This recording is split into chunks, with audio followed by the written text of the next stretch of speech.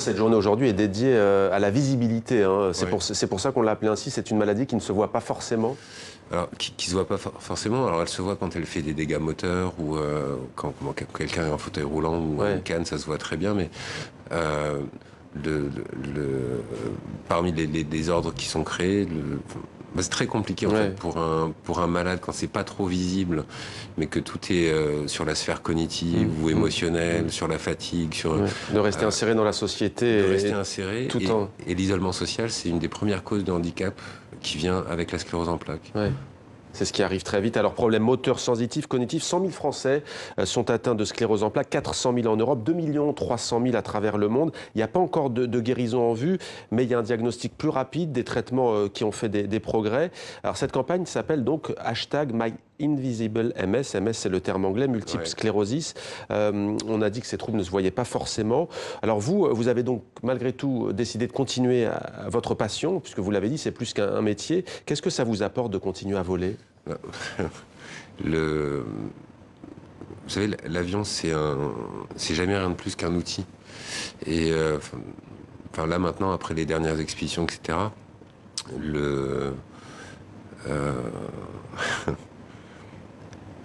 l'essentiel de ce que m'a apporté l'avion, en tout cas le fait de reprendre mon vol, c'était simplement de pouvoir influer sur mon destin. Ouais. Et je crois que c'est fondamental. Et souvent, quand on rentre dans un processus thérapeutique, en tout cas au début, on est happé par l'hôpital, par les médecins, et on s'oublie soi et on se laisse happer dans un système de soins et on oublie de garder les commandes de sa vie et il n'y a rien de pire.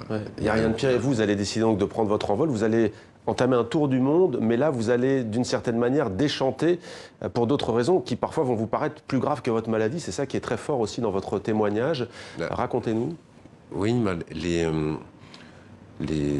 lors de mes tout premiers voyages dans l'Arctique, j'ai trouvé ce que j'étais venu chercher à la base chez les peuples du Nord, en fait, des recettes sur la façon dont on pouvait fonctionner collectivement, dont on pouvait résister à l'isolement, à la paralysie aussi. Pardon, mais en tout cas, quand j'ai fait mon grand vol, celui de l'année dernière,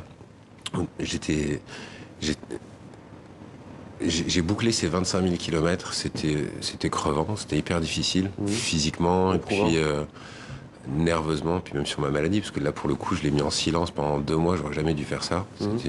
C'était idiot, en fait. Mais bon, on apprend sur la route. Mais ce que j'ai vu pendant ces presque 2 mois, c'était flippant, quoi. C'est des températures au nord du Canada, donc au bord de l'océan Arctique, il faisait aussi chaud qu'en Espagne, fin juillet.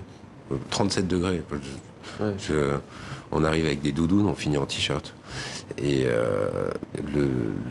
partout, c'est la même urgence. C'est des maisons qui s'effondrent, c'est des gens qui se retrouvent, du coup... Et vous allez d'ailleurs très vite agir, puisqu'après, vous allez décider de décoller vers le grand nord de la Russie, ces forêts vierges, ces dernières forêts vierges, et à bord de ce que vous appelez un Polar Kit, c'est quoi au juste? C'était mon avion. On a rompu tous les deux.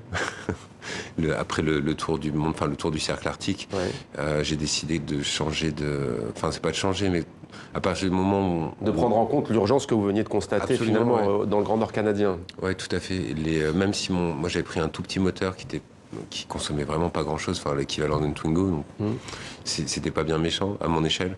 Mais là, vous basculez dans un prototype d'hydravion ultra léger, hein, c'est ça? Ouais, et à hydrogène. À hydrogène, c'est propre, avec de l'hydrogène vert, donc qui est fait à partir d'énergie renouvelable. Et c'est incroyable, on a les technologies maintenant pour se débarrasser des énergies fossiles. On peut le faire, et c'est pas comme si on avait le temps. Et je comprends pas pourquoi notre monde sait pas gérer l'urgence. Et le truc, c'est qu'on a tout à y gagner. Et soit on traite des sujets comme le climat par la peur. Et auquel cas, ça fonctionne rarement, en fait, parce que ça paralyse les gens, ça leur fait dresser des murs. Bref. C'est le débat qu'il y a eu en France, notamment sur les prix des carburants. Absolument, mais ceci dit, là pour le coup, moi je pense que l'énergie n'est pas assez chère. Et je parle pas de pas assez cher pour les gens, mais si on prend les plastiques par exemple, donc qui sont faits à partir de pétrole, je pense que si le plastique était beaucoup plus cher, c'est-à-dire que si on prenait en compte son impact sur l'environnement réellement, il y en aurait moins. Ouais.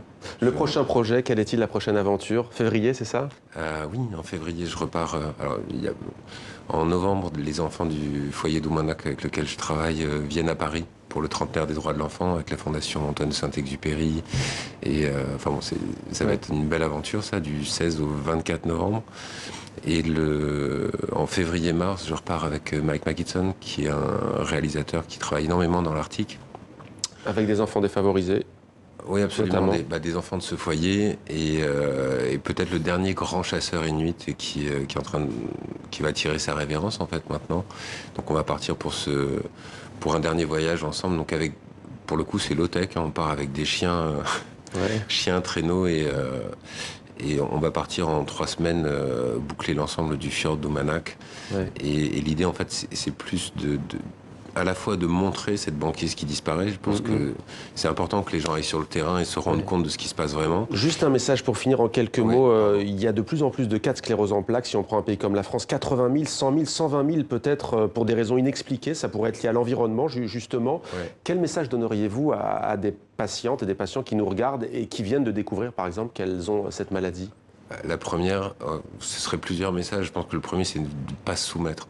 Ne pas se soumettre à la maladie, il faut savoir l'entendre, l'écouter, mais le pas se soumettre à la condition de malade, en fait. C'est pas ça qui nous définit en tant qu'être humain. Pas se cantonner à ça seulement, en tout cas. Non, surtout pas. Et peut-être le deuxième conseil, c'est de prendre non pas leur maladie, mais cette problématique dans son ensemble et ne pas se contenter d'un traitement à l'hôpital, parce que c'est pas ça qui nous permet de continuer à aller de l'avant, c'est de communiquer avec les gens autour, c'est d'approcher ça de façon holistique,